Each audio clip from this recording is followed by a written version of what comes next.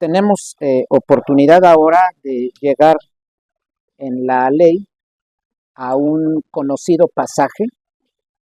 Eh, es pues un pasaje que podemos decir es famoso, digamos que goza de cierta fama, para ser del Antiguo Testamento, para ser parte del Pentateuco, por ejemplo, para ser parte del Levítico, que posiblemente sea un libro junto con algunos profetas menores, muy poco leído en general, eh, pero este pasaje en cierto sentido, no como pasajes de los salmos, de los evangelios, goza de cierta fama, ¿no? De cierta popularidad en el pueblo cristiano. No obstante, también hay que señalar que aunque mucho se ha dicho de este pasaje, en cierta forma mucho se ha tratado, hay que señalar que se ha enfocado de manera equivocada.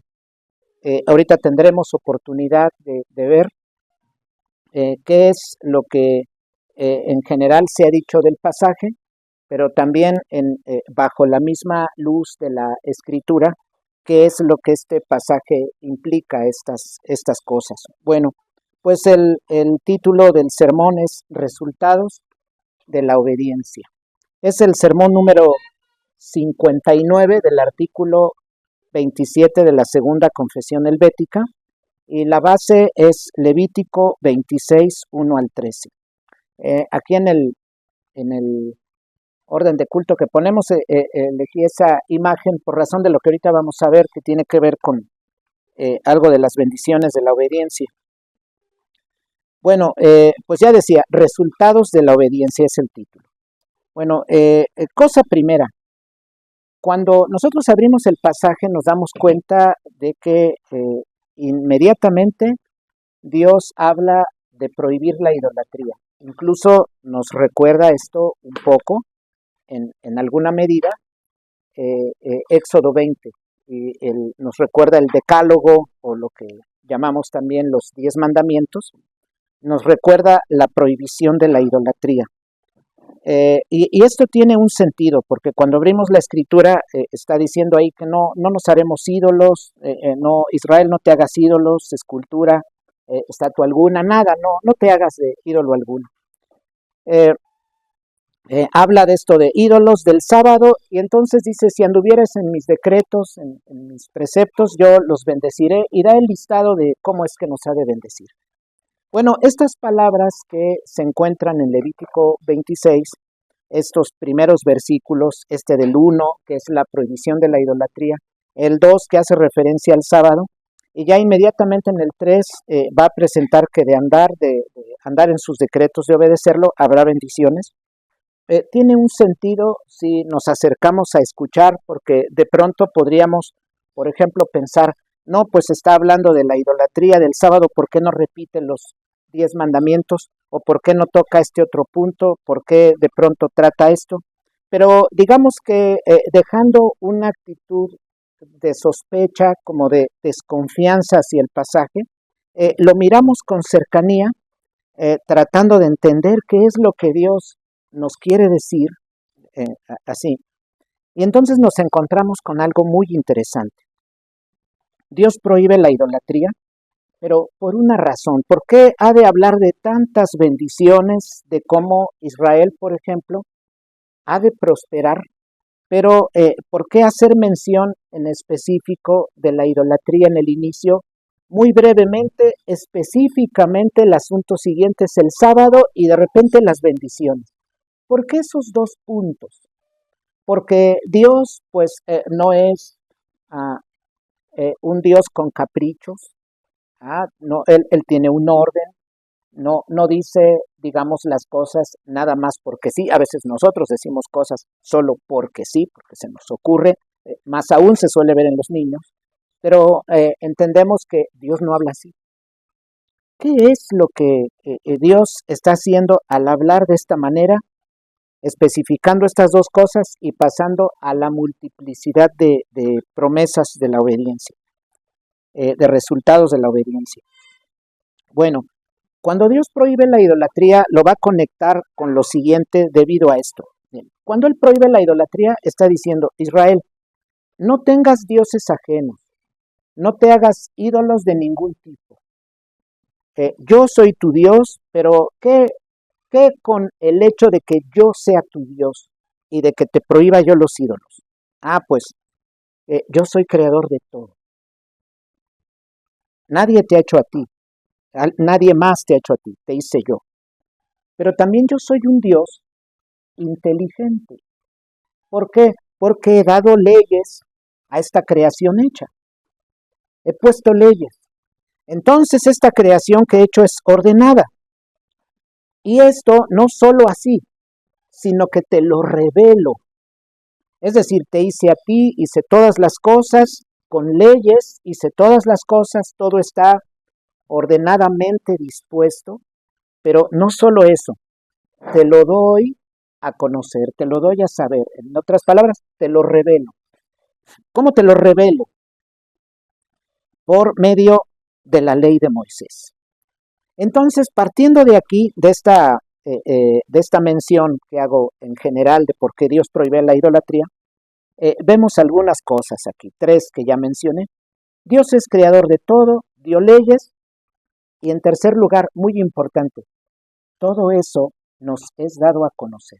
Es decir, nos es conocida su voluntad. Nos es dado a saber que Él nos hizo y con ello nos revela, nos da a saber lo que Él quiere que hagamos. Y esto es muy importante, de suma importancia, son esos tres elementos. Eh, eh, Tengo el bosquejo, no sé, hay varias cosas que anotar. Si gustan, hermanos, que se pase porque el hermano Eliseo tiene el bosquejo, si gustan que se haga llegar, para si alguien requiere hacer anotaciones, eh, pues puede ya mirar allí los puntos porque de pronto pues se va hablando rápido y todos anotan, pero a veces no se alcanza a anotar. Hermano, le agradezco mucho. Entonces ya tenemos en el chat todos el bosquejo. Pero bueno, decía que entonces hay tres elementos ahí. Dios es creador de todo, Dios da leyes, pero es conocida su voluntad. Y esto es de una importancia fundamental por una razón particular. Esto nos permite servirle a Él y agradarle a Él de una forma concreta, pero como Él quiere. Es decir, ya no caminamos atinando acerca de cómo servirle, sino que como Él se revela, nos muestra cómo servirle. ¿Qué cosa tan importante es esta? Y esto tiene muchas implicaciones, ya veremos ahorita esto que Dios está mencionando ahí. Decía, esto permite servirle de una forma concreta, como lo ha revelado, como él se ha revelado desde el inicio, haciendo uso de Moisés para escribir la ley, los relatos antiguos. Dios dice, ¿ustedes cómo me van a servir de forma concreta? ¿Cuál es mi voluntad?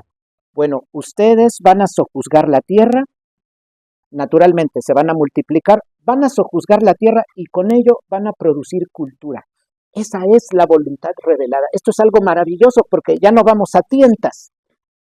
Hay un Dios que hizo todo, pero todo eso que hizo, toda esa obra, Él la revela. Y luego nos revela qué es lo que quiere que nosotros, de ahí en adelante que Él se revela, qué es lo que debemos hacer, qué es lo que Él quiere que hagamos. Él lo revela. Y eso, pues hay que decir que es grandioso porque entonces podemos afirmar, Dios es claro. Dios está diciendo, hice esto y quiero esto de ti. Él es claro, se está revelando. Entonces, vemos algo sorprendente porque aquí esto tiene que ver con una cuestión importante. Como podemos acceder al conocimiento de Dios, podemos saber qué hizo Él, qué quiere de nosotros y cómo es Él. O sea, puedo saber quién es Él, cómo es Él, qué ha hecho y qué quiere. Entonces, esto presenta una posibilidad grandiosa. Hay una manera concreta de servirle. Repito, no vamos a tientas. Y esta es la razón por la que prohíbe la idolatría. Esto es algo grandioso. Miren, ¿por qué prohíbe la idolatría? Decimos, bueno, es que Dios es celoso. Ciertamente eso está en la escritura, es celoso, pero si dijéramos, Él prohíbe la idolatría porque es celoso, pues hay que decir que al decir así, quiere decir que no estamos conociendo la escritura y que estamos pensando solo de manera muy limitada. Si bien es cierto, Él dice, yo soy celoso, sí, pero no está diciendo, prohíbo la idolatría por la única razón de que yo soy celoso. Eso no está diciendo. Es que miren, prohíbe la idolatría, ciertamente decimos es celoso, pero es que la idolatría va contra él y su obra. ¿Qué quiere decir esto? Por ejemplo, si yo voy a un ídolo, no llego a la verdad, porque si me hago una imagen de Dios, eso que yo me hago imagen no es Dios. No es Dios y no existe como Dios.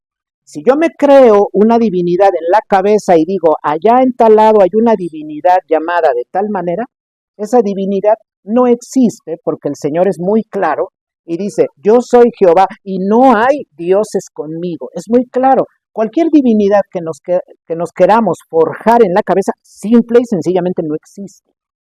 No tiene existencia. Entonces, si ese ídolo, si esa divinidad supuesta no existe, por lo mismo que no existe, no se revela, porque no existe. No, como no existe, no tiene una voluntad, desde luego, por lo mismo no se revela. Por ello, como no existe, no accedemos a cómo es, porque no existe, no accedemos a voluntad alguna, porque no existe, no tiene voluntad, porque no existe, y como no existe, pues no se revela. Entonces, básicamente el hombre tiene que inventar la adoración o el servicio que va a dar. Esto es de tremenda importancia.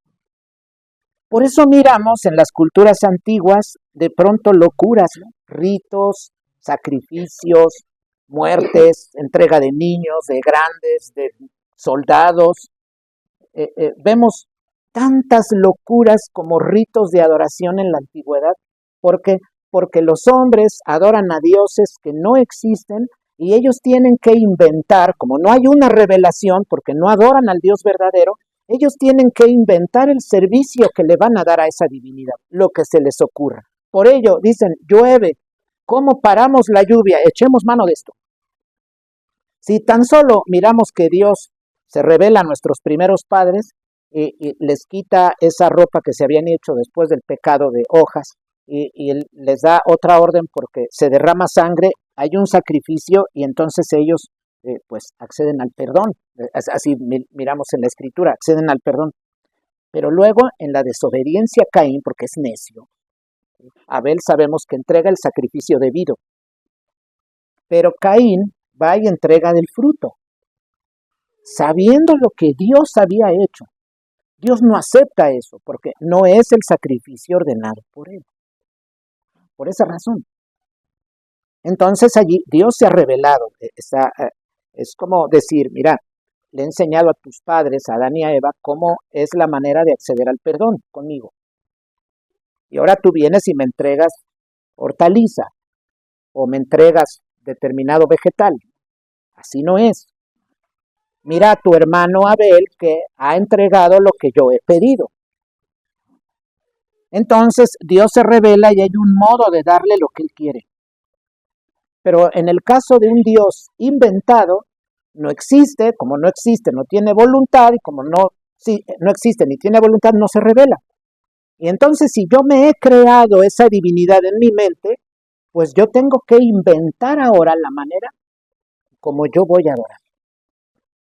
Eso ya lo tengo yo que inventar. Y aquí, pues es natural, miren. Comparemos al Dios verdadero, se revela y dice, yo te puse sobre la tierra, te doy ordenanza de sojuzgar la tierra. Enunciado primero, dice, no tengas miedo, no le temas a la naturaleza. Ante lo que veas, tú vas a sojuzgar la tierra. Miren, hermanos, esto es de una vital importancia, está allí, pero luego no se ve. Generalmente no se ve, pero es que Dios está diciendo, la tierra no está para que tú la temas, para que tú le temas. La tierra no está para que te escondas ante los fenómenos de la naturaleza y tiembles en tu habitación o en aquella cueva. No, es para que tú domines, pero tú tienes que, en ese acto de sojuzgar la tierra, tú tienes que conocerla, tienes que analizarla y por ese medio vas a llegar a su conocimiento y la podrás dominar. ¿Qué sucede con un ídolo? No se revela, no sé de qué va todo, el ídolo no existe, el Dios es un Dios falso, no existe, no hay un orden, no hay una revelación, no hay una voluntad expresa, entonces llueve fuerte y digo, ya se enojó. Tiembla, estará muy enojado, tengo que ofrecerle más. Y si se me ocurre matar a algún humano y ofrecérselo, y todavía sigue lloviendo más, pásenme a otro. Y llueve más, pásenme a otro, y ahí me puedo matar a varios. No, es que ya le dimos carne vieja, ¿no? Como de mi edad. No, pues ahora pasémosle un niño, carne joven. Y de pronto va pasando que, mira, la lluvia va bajando. Fue el niño que le ofrecí. No el viejo que le ofrecí, fue el niño que le ofrecí. ¿Quién lo hace? El hombre va inventando. ¿Se dan cuenta, hermanos? Por eso las culturas antiguas, no solamente la nuestra, las culturas en general en el mundo, lo que se puede observar, por ejemplo, en el estudio de la antropología como ciencia, analizan las culturas y demás, ritos y todas las cosas por el estilo, y se van dando cuenta de ese desorden, porque en esas culturas se tiene que inventar la adoración de un Dios desconocido, de un Dios supuesto, es al que vamos a denominar un ídolo. Y peor aún si me hago ídolo de algo creado. Si es un árbol, si es un astro, pues imagínense, menos tengo. Vamos a decirlo así, ¿qué sabe hacer el sol? Calentar y dar vueltas en nuestra visión. En nuestra visión desde la Tierra, él se mueve. ¿Qué sabe hacer el sol? Calentar, dar luz y dar vueltas. ¿Cómo yo puedo saber cómo agradarle? Está el árbol ahí. ¿Qué hay con el árbol? Pues solo ahí está parado, no se mueve. Tal vez da frutos. No me ha revelado una voluntad. ¿Cómo puedo yo saber que voy a adorar al árbol? Es como decir adorar a la materia. ¿Cómo la voy a adorar? ¿Cómo voy a adorar, por ejemplo, digamos, a un átomo? No hay revelación de voluntad alguna ahí, no tiene sentido. Entonces, si no hay dominio de la tierra, hay miedo a la naturaleza, hay miedo a sus fenómenos. Es lo que sucede en las culturas antiguas, por ejemplo, miedo a los fenómenos. Y en ese sentido, la fe, desde luego, se desvía. No tengo una confianza futura, no tengo una confianza futura de dominio del mundo y de producción de cultura. No tengo eso, porque se ha desviado puesto que terminé en el temor a la naturaleza, porque no busco a Jehová de los ejércitos ni estoy sujeto a su voluntad. Entonces un poco pasa como con los niños, hermanos. Miren, el papá toma al niño, ahí viene algún perrito, a veces es hasta inofensivo, hay algunos perritos así totalmente inofensivos, pequeños o grandes, pero se acerca, el niño tiene temor, el papá carga al niño, ya lo trae y dice no hace nada. Y el niño como está cargado, hasta es capaz de hacerle, vete, vete. Cosa que si lo bajamos al niño, el que se va es él, corre él, porque él tiene miedo del animal. Pero así están aquellos que se apartaron de la voz divina, son como el niño que dice, yo no oigo la voz de mi papá, y si no oye la voz de su papá, piensa que el perro se lo va a tragar a él, que lo va a morder. Ya no se escuchó la voz de Dios, no tengo manera de dominar la tierra. La fe se desvía porque no hay una confianza futura de conocer tales fenómenos. No tengo esperanza de conocer la tierra y menos de dominarla. Y por eso en culturas hay que decir que aparece, por ejemplo, la magia como un sustituto de ciencia para tratar los fenómenos de la naturaleza. ¿Cómo voy a combatir el temblor, el relámpago? Pues con un aceite y y pelo de mapache, por decir algo, y ahora los aviento a ver qué pasa con el rayo, ¿ven? Porque no tengo una norma. Entonces, en ese sentido es que ha de surgir la magia como un sustituto de ciencia para tratar los fenómenos de la naturaleza, porque no hay un orden, no hay una voluntad revelada. No sé qué hay con estos fenómenos. Entonces, la tierra, en este sentido, la naturaleza, fuera de Dios, en lugar de ser sojuzgada, termina siendo adorada por los hombres. Por eso Dios, en este marco más amplio, prohíbe la idolatría. La Escritura tiene razón, dice Dios es celoso, desde luego, eso no estamos cuestionando. Pero si dijéramos, Dios prohíbe la idolatría únicamente nada más porque Él es celoso. No, si la Escritura dice, pero Dios no está diciendo, te voy a dar absolutamente todas las razones de por qué te prohíbo la idolatría. Está diciendo, ya me conoces, ya ves mi voluntad, ¿qué quiero de ti? Si de aquí en adelante tú tienes un ídolo, hay de ti. Pero no da más razones. ¿Sí? Pero nosotros entendemos en el análisis de la Escritura que si no nos ponemos bajo el abrigo del Dios verdadero, vamos a terminar adorando a la naturaleza en lugar de sojuzgarla. Y eso explica por qué en las culturas la adoración se ve así. Adoración a la materia, adoración al flujo de vida, por ejemplo. Adoración incluso a los astros. En otros sentidos, adoración a los sentimientos. Y hay muchas formas, y esto está hasta la actualidad, no es un asunto privativo o exclusivo de la antigüedad, en la actualidad. Hay quienes dicen, pues partiendo del fenómeno de vida, haremos toda una forma de pensar, una filosofía. O partiendo de los sentimientos, haremos toda una filosofía. Partiendo de la libertad, haremos toda una filosofía. Y así van elaborando. E incluso, partiendo de la matemática, haremos toda una filosofía. Partiendo de la física, toda una visión de la vida completa. Y esas son visiones erróneas. Por eso hay adoración de todo tipo a cosas creadas a través de la historia del mundo. Entonces, en primera instancia, prohíbe la idolatría porque si hay idolatría, Israel no podrá cumplir con la ordenanza cultural de sojuzgar la tierra y producir cultura. Miren, qué interesante esto, es una cosa grandiosa. Seguido de ello, habla Dios del sábado y diremos, ¿por qué de pronto la idolatría y el sábado? Parecería como que se brincó mandamientos, pero es que sabe que su pueblo ya sabe los mandamientos, ya los ha dado inicialmente, pero ahora ¿qué viene? ¿Por qué el sábado?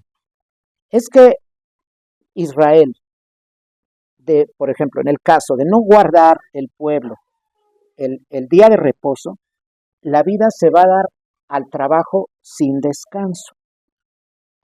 Y entonces, por ejemplo, entre otras cosas, la adoración se va a reducir. Es decir, se hará un pueblo menos sensible a la adoración porque va a trabajar todos los días. No tiene tiempo para pensar un día, digamos por ejemplo, en la adoración.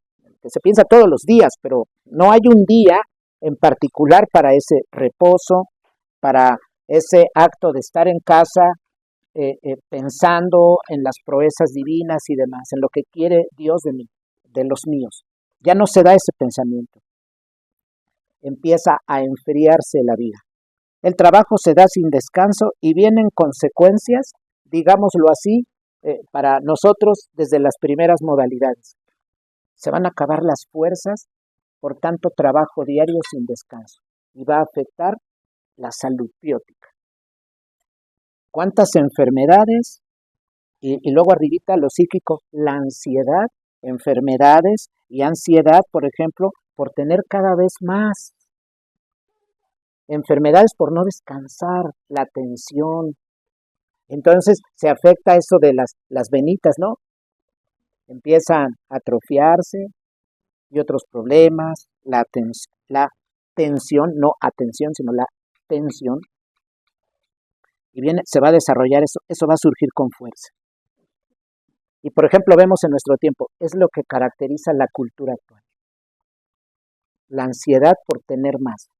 trabajo todo el tiempo, pero no me satisfago. No, pues trabajaré, pero las consecuencias es nunca me satisfaré, jamás. Seguimos, sin fin. Y va a venir la ansiedad. Y por ejemplo, estamos viendo que es una característica de nuestra cultura, de nuestros tiempos, por ejemplo. Esto en alguna forma da lugar a algo en algún modo revelador, por ejemplo. Las enfermedades de los países dejan ver algo de los problemas de esos países.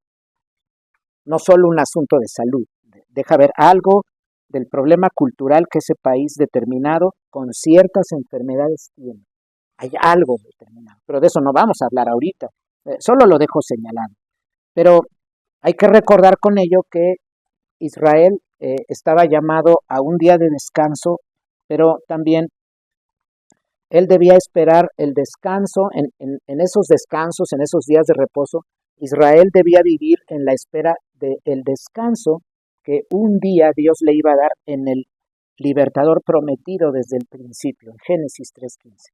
O sea, básicamente se tenía que reposar en la espera del descanso en Cristo, aunque Israel no supiera de Cristo, como nosotros ahora ya conocemos, porque ya vino, se reveló, supimos cómo es, que se encarnó, etcétera. Pero Israel no conocía eso. Entonces, decía en el inicio que la adoración pues se empieza a afectar y naturalmente la sensibilidad espiritual se ve afectada. Un pueblo que no adora, que no descansa, se entrega a la tensión del trabajo. Tiene más, quiere más. Pero también eso le va a pegar a otras tareas. Miren a lo que va a pegar. Me ocupo más, entonces me ocupo más del trabajo, no me ocupo de tareas familiares, eh, de, lúdicas o de diversión, sociales, no solo con el templo, en su momento con mi deber, por ejemplo, ante el Estado y demás. Va a afectar porque estoy todo el tiempo trabajando. Hay una sabiduría muy grande, no es un asunto solamente de Dios quiere el sábado nomás porque sí, no. La escritura no es como los niños, oye, ¿por qué hiciste esto? ¿Por qué sí? No, Dios da razones, siempre tiene un orden. Los tiempos, naturalmente, trabajamos todo el tiempo, no hay descanso, pues hay que decir, los tiempos se descomponen porque el trabajo sin descanso afecta a la suma de actividades que tenemos. Va modificando todo, trae desorden. Entonces, descansar, ya decía, afecta a las distintas relaciones, a las diferentes relaciones, ¿no? La relación de esposos, padres, hijos, amigos, compañeros, etcétera.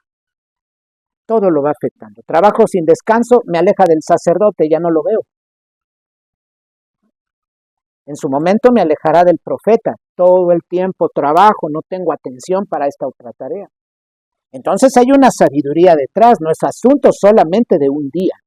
Dios no está diciendo, mira, solo de este número de horas guarda estas 24. No es un asunto numérico de horas. No está solo diciendo Dios, mira, el sábado es nada más significa no trabajo. Es como en general en el cristianismo se suele ver el sábado solo como no trabajo o trabajo nulo.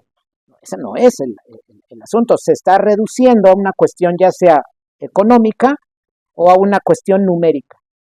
Si la semana tiene, por ejemplo, que fuera así, 70 horas, solo debo guardar esas 10 del día sábado. No, no ese es el asunto, eso es no entender la escritura, es mucho más lo que Dios está diciendo. Entonces Dios está dando una orden, guárdate de la idolatría porque no vas a producir nada, no vas a brillar como el pueblo que quiero que seas. Guarda el sábado porque de otra manera te vas a hacer insensible, me desconocerás. El sábado, ¿qué te va a dar? Incluso, mira, meditar en conjunto, la ley, en todo este marco, tú vas a tener o vas a arribar a una identidad nacional. Eso ahorita hablaremos, porque tiene sus implicaciones con con la política militar. Pero entonces decía, ahora ya desde el versículo 3, ya iba a ir a esto, al versículo 3, vienen diferentes promesas. Mira, guardas mis decretos, guardas mis mandatos, ve lo que viene. Pero todo esto tiene, estas promesas de las que se va a hablar adelante, tienen una condición. Si tú guardas mis mandamientos, si tú guardas mis decretos, entonces las bendiciones te van a venir. ¿Y esto qué es? Guardar sus decretos. Es guardar la ley que Dios le ha revelado a Moisés. Es guardar esa ley. Como la ley trata asuntos de la vida en su totalidad, que la ley abarca todo tema, entonces el pueblo que la guarda va a poder vivir de manera adecuada en todos los sentidos que la ley ordena. Y como esa ley la ha revelado Dios, entonces entendemos que guardando la ley podremos vivir de manera adecuada en todos los aspectos de la voluntad divina. Y como lo que él habla en cuanto a su voluntad está en completa sintonía, en completo acuerdo con la obra que él ha hecho, es decir, él revela su voluntad y esta está de acuerdo con el mundo y las leyes que él ha hecho. Entonces entendemos que de guardar la voluntad divina que está en la ley, el pueblo hará buen uso de la tierra y prosperará en todos los sentidos culturalmente.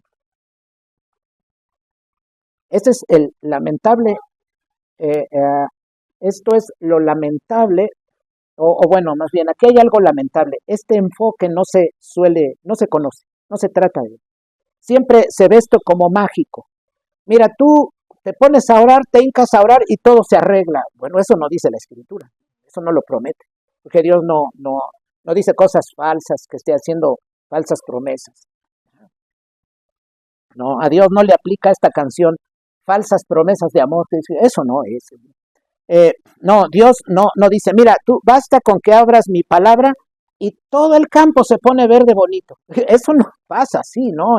Todo tiene un orden. ¿Ah? Está diciendo, tú cumples mis decretos, observa toda mi ley, ¿qué quiero que hagas de la tierra, de todas las cosas? Todo esto lo guardas, tú vas a tener prosperidad en todo sentido. ¿Esto qué indica? Obedece las indicaciones del uso de la tierra, porque eso está en la ley. Hay que obedecer las indicaciones del uso y del cuidado de las bestias, del uso y del cuidado de los espacios, de las parcelas, el cuidado de la alimentación, el cuidado de la vestimenta, el cuidado de los negocios, cuándo usar un hilo, otro hilo, no mezclar. Todo es una llamada al trabajo industrial. O sea, está normando la vida de la industria textil, digamos así. Pero hay normas específicas allí. Entonces, guardar el sábado en este sentido, lejos de traer tensión, trae sosiego. Incluso se puede trabajar con sosiego porque hay 6 días para hacer mi obra diversa y 1 para tomar el reposo. Ahí hay un orden. ¿Esto qué indica? Pues vivo en paz, como en paz, con la armonía de quienes guardan con amor y celo la ley. En el caso de obedecer el pueblo, esto debe ser el resultado. En la investigación de la tierra, en el mismo trabajo de la parcela, la agricultura, la ganadería, ¿qué vendrá? Pues una optimización natural de la agricultura y de la ganadería. Porque se siembra, se trabaja, pero con análisis se observa y se va diciendo, hay normas, Dios ha dado leyes, entonces la tierra produce por algo. Observemos los tiempos, observemos los frutos, observemos la semilla, cómo la vamos a depositar, el tipo de agua, los tiempos, la manera en que la vamos a trabajar. Eso explica por qué de pronto en campos bien trabajados se pueden dar frutos hermosos. Y eso tiene que ver con el cuidado de la tierra. Y no precisamente viene, por ejemplo, de la ingeniería en agronomía. Hay quienes no tienen esa carrera, son campesinos y le dedican a la tierra. Entonces, por eso, en el caso de obedecer la ley, este será el resultado. Tan solo el descanso de la tierra trae desarrollo. El descanso de la tierra ya de sí trae desarrollo, porque Dios ha puesto de modo inteligente, los animales deben descansar. Dice, la tierra descansa. La tierra sola, solita ella, sin semillas, no produce nada. Si la tierra tiene que descansar, digamos que la asociamos con algo físico, pues miramos ya lo vegetal tiene que ver con eso. En lo animal se ve más claro. Las especies de animales que tenemos, cuando menos los domesticados, nos damos cuenta, digo cuando menos, porque nos damos cuenta de ellos, descansan. Nadie puede decir, yo tuve un perro que no dormía nunca. Pues no existe eso. Un gato, hacen luego maldades que parece que no descansan, pero también duermen. El animal que podamos decir, no, pues este es más bravo, también descansa. Un rato bravo, pero otro rato está dormido. A algunos hasta Dios permitió que durmieran mucho. Ya ven eso que nos compartía, no recuerdo si era Julieta o quién. Va el osito, un meme, ¿verdad? Va el osito pequeño y le dice al papá, me traje un amigo, va a estar con nosotros y es día de dormir. Y su amigo era un zorrillito. Pues vino el tiempo de hibernar, ¿no? Despiertan y el zorrillito ya está en los huesos. Porque ¿cuántos meses durmieron? Ya, ay, y mi amigo, pues ya quedó, pues es que dormimos meses, ya hasta los gusanos lo comieron, ¿no? Claro, es un meme, pero tiene mucho sentido, ¿no? Pues hay especies a las que Dios ha dado para dormir más. Miramos, estos duermen, por ejemplo, un oso, ¿cuánto duerme?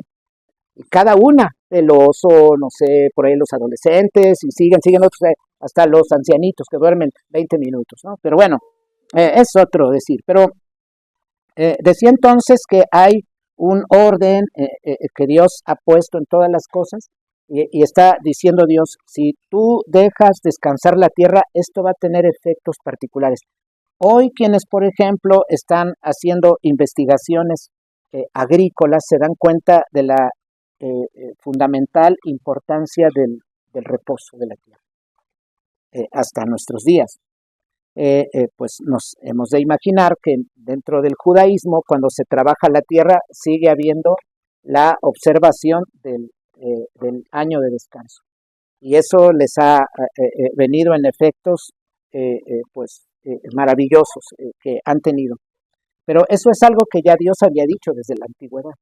¿Por qué? Porque Él hizo el mundo y Él conoce la tierra y Él conoce las leyes de la tierra. Y sabe por qué indica las cosas que ha dicho. Entonces, viene esto enseguida. Si se guarda la ley, ¿qué sucede? Tenemos celo por guardar la ley y la escritura indica algo. No te relaciones, no entres en comercialización, en negocios, en compartimiento de recetas, del folclore de otras culturas. No tengas relación porque a ti te he dado la ley. Y como te he dado la ley, no debes tú mezclarte con los pueblos vecinos. ¿Esto qué va a traer como consecuencia? Lo que llamamos una identidad nacional. Cuando hay una identidad nacional, los lazos se van a unir porque hay cosas en común. La ley y lo que deriva de ella, toda la práctica de la ley. ¿Sí? Gastronomía, vestido, manera de pensar, leyes, ceremonial, todo va a ser en común. ¿Esto qué va a fortalecer? Como tenemos una identidad que debemos cuidar, esto nos obliga a una política militar. Tenemos que entrenarnos por cualquier cosa, puesto que tenemos vecinos que no piensan como nosotros.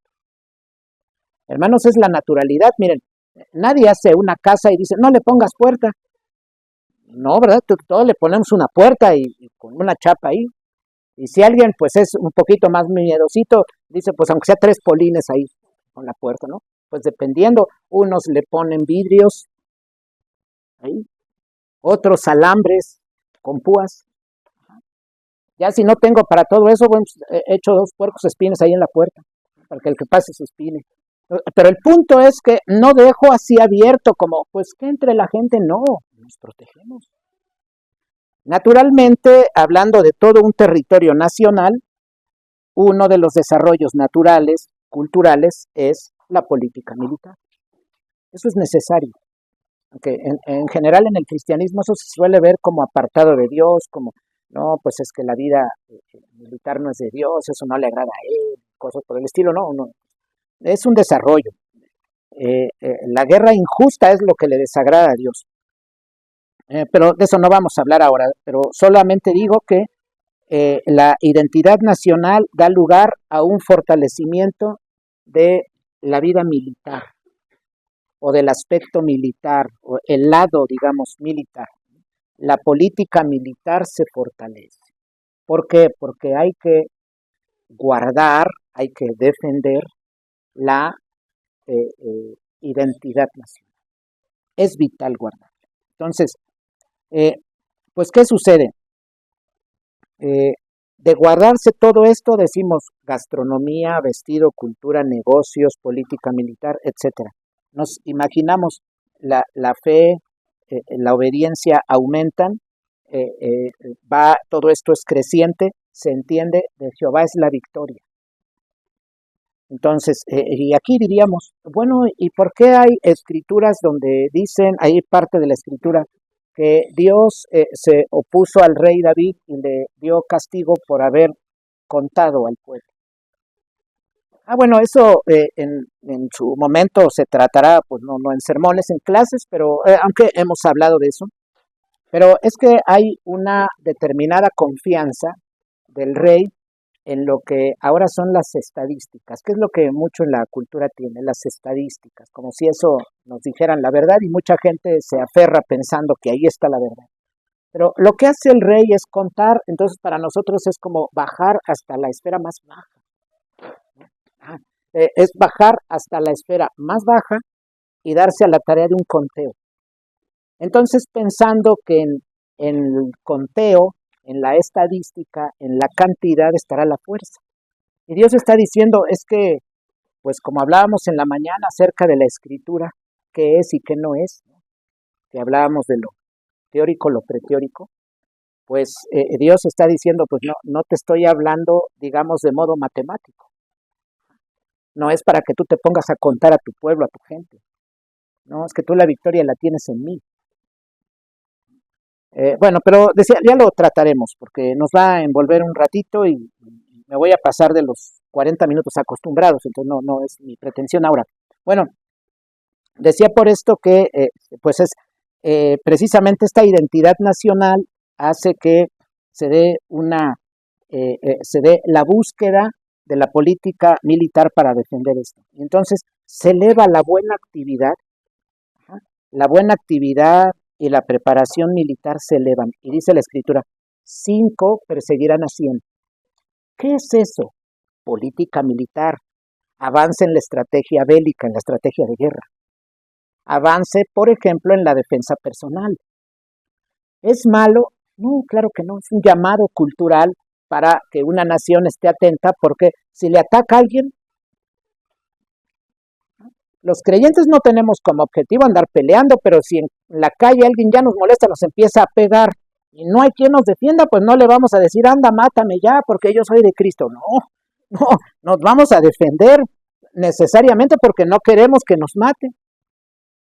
Y luego menos haciendo una cosa y de un vaguito, algún loco en la calle que se ponga a pegarnos, decimos, como que morir por eso, pues, como que no, como que se requiere más, ¿no? Bueno, en una persecución como en los antiguos, en las persecuciones eso hasta con un honor se moría, pero pues oye, ¿y de qué murió? Porque un vago en la calle lo golpeó y él no se defendió con el pretexto de que es cristiano. No, pues eh, eso no está bien. Pero bueno, decía esto porque por esa razón la política militar se ha de elevar, la preparación, y esto es fruto de técnicas especializadas, de avance, de conocer el territorio, porque la preparación militar implica no solo que yo me prepare en la defensa personal, en el uso del arma, también en territorios, cómo pelear en plano, en picada, si estamos abajo, si estamos arriba, en aquel pueblo, temperaturas, pisos, porque a veces es lodo, es como en el juego de fútbol, de pronto se asiste a lugares donde está el campo lodoso y los jugadores también deben saber cómo van a atender un partido con lodo.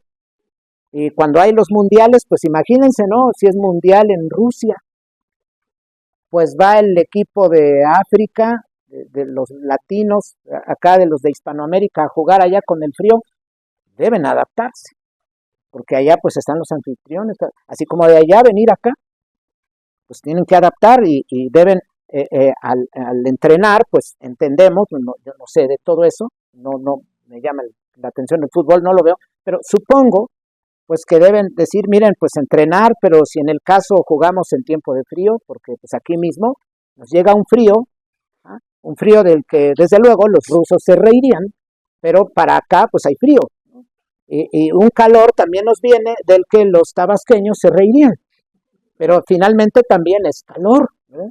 Y el jugador debe aprender a jugar en calor y en frío.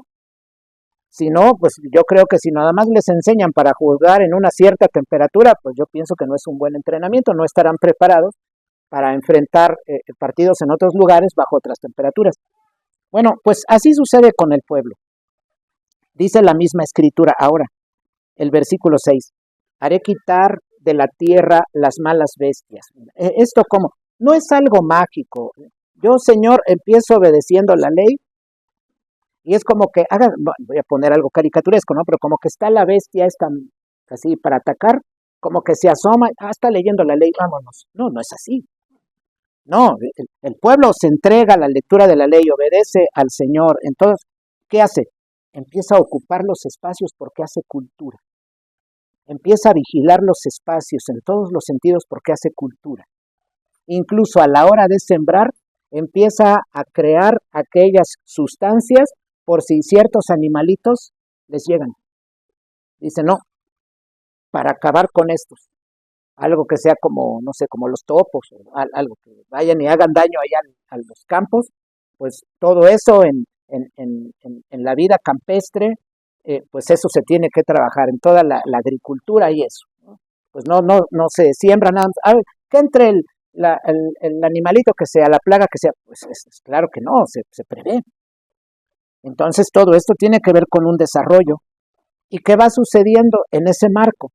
En la atención a toda esa ley, voy teniendo control y dominio del territorio, técnicas de todo, técnicas agrícolas, ganaderas, hay que cuidar a las ovejas, el que cuida ovejas tiene que prepararse para enfrentar a alguna bestia que quiera hacer daño, algún depredador. Pues lo mismo sucede en la agricultura y en otros campos. Entonces, todo eso se da y por consecuencia que viene, las bestias se empiezan a ir porque estoy dominando el territorio, ¿ah? Porque no es algo mágico, ¿ah? No es así. A ver, aquí hay animales que quieren, animales salvajes. Entonces yo miro a los animales salvajes allá alrededor y hago esto así. De Jehová es la tierra y su plenitud, el mundo y los animales se van. Eso no va a pasar. Eso es una idea equivocada que tiene la mayoría de cristianos, lamentablemente. No, tiene esto que ver con el ejercicio del mandato cultural.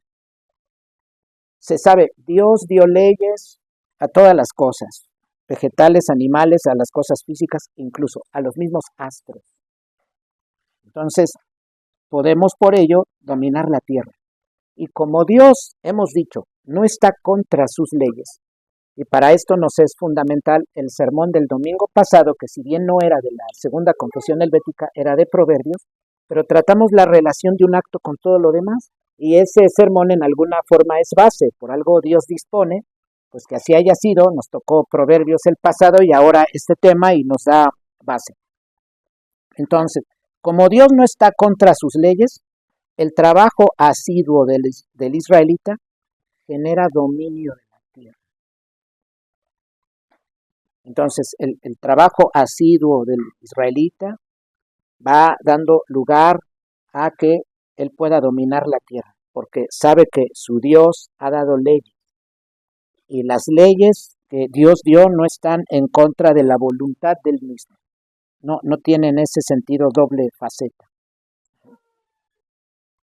Y entonces, puesto que también se empieza a conocer a las bestias, en lugar de adorarlas, se les domina. Incluso ahora lo podemos ver, ya no hay circos, pero pues ya hablábamos de bestias peligrosas, y el hombre las domina. A mí me sorprende mucho cómo se podía ver a un hombre y el tigre ahí, el león, y él adentro.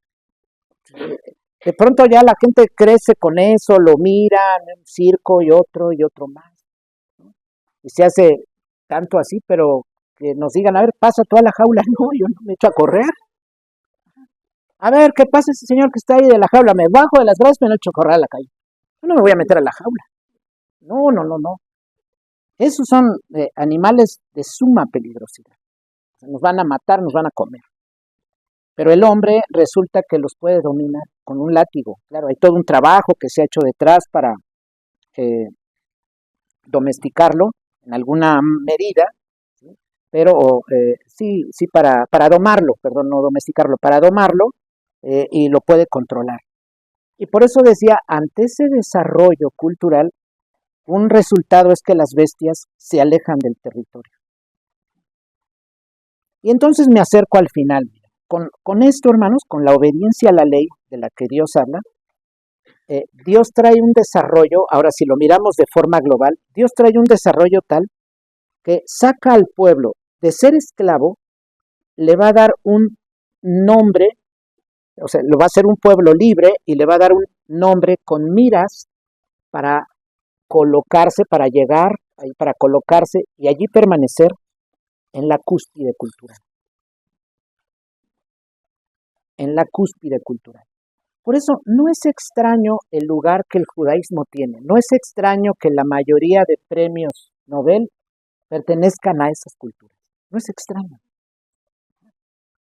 Entonces, aunado a esto, hay que decir, imaginemos toda una formación constante a los hijos, asidua, procurando ir dejando, ir compartiendo esta identidad nacional, se va dejando en las generaciones. Desde luego, ese pueblo va desarrollando, va tomando lo de atrás, este viene, este aparece, toma todo lo de atrás y así va subiendo. Es natural que adquiere una imagen fuerte, pero se mantiene una tradición y se continúa con una marca particular de ese pueblo en el tiempo. Pero estos son las bendiciones de la obediencia. Y concluyo entonces, pues de obedecer Israel la ley, va a tener prosperidad y un nombre entre las naciones. Entonces ahí se puede ver, el pueblo no tendrá maldición sino bendición. Hay mucha gente que dice, mira, no puedes tú salir de la situación en que te encuentras, de la colonia donde vives, porque no tienes tú, por ejemplo, cultura, no tienes la visión que tiene la gente de otras colonias más ricas, como que naciste allí y según el código postal allí vivirás. No, la escritura ni siquiera dice, mira, con dinero es que llegarás, porque alguien puede llegar con dinero a algún lado, pero después va para atrás. Ya ven, gente ha llegado a las alturas económicas por pegarle al gordo. No nos referimos al niño. No, ya pegarle al gordo, todo, ya estuviera la hermana Yada no sé dónde, ¿no? En qué cumbre económica. No, es pegarle al gordo en la lotería, ¿no? Entonces, llegan a esos niveles, pero luego, como dicen, los retachan, porque no son de ese mundo, no administran, no tienen una visión de crecimiento y van para atrás. Llegan allá boxeadores, llegan allá a, pues no sé, gente que así le dio a la lotería, a otros, por ejemplo, las modelos llegan allá, pero luego, en cierto tiempo, regresan a su mundo de abajo. ¿Por qué? Porque no tienen las reglas de allá. Pero aquí, ¿qué sucede con Israel? Dios dice, de ser esclavo te saco y te coloco en la cúspide. Pero ¿dónde está la llegada? La atención a toda la ley. ¿Ah? No es un asunto, es que yo soy muy celoso leyendo la Biblia y orando. Oh, pues qué bueno, pero Dios ordena más cosas. Dios ordena más cosas. Es como el hijo que dice, yo ya lavé los trastes. Hijo, tu mamá te dejó recoger la casa. Tú ya lavaste los trastes, estás muy contento, sientes que ya hiciste mucho. Mamá te dejó la casa. O sea, barrer, trapear, este, lavar los trastes, limpiar la mesa, tener la ropa alzada, la cama tendida, las cortinas bien en su lugar, el bote de basura vacío, ya se tiró todos son esos detalles. Pero el cristiano dice, no, pues basta, mira, con el conocimiento de la Biblia, orar y que vayas al templo, va a seguir así, porque no desarrolla cultura, es necio, no quiere atender a la llamada cultural. Y la llamada cultural en una gran medida tiene que ver con el cuidado de la estructura. El Padre es el hacedor de todas las cosas. En tanto despreciemos la estructura, estamos despreciando al Padre. Y así no podemos prosperar. Y es la razón por la cual en muchos casos Dios puede estar llamando la atención. Y es en lo que en su momento llegaremos a ver como las consecuencias de la desobediencia. Aquí quedamos, que el Señor bendiga su palabra.